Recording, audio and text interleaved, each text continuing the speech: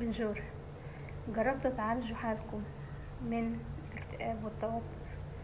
الرفلكسولوجي بيساعد على التخفيف من أعراض الاكتئاب، بيساعد على صحة الجسم من القلق والتوتر للناس المصابة بالاكتئاب.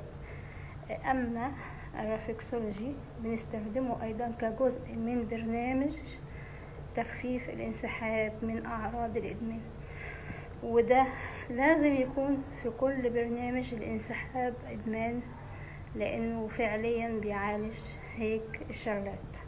الرفلكسولوجي بيعافي الناس اللي بتعاني من آلام في العظام، الناس اللي بتعاني من آلام في المفصل، كذلك برنامج تخفيف الانسحاب من الإدمان وأعراض الاكتئاب.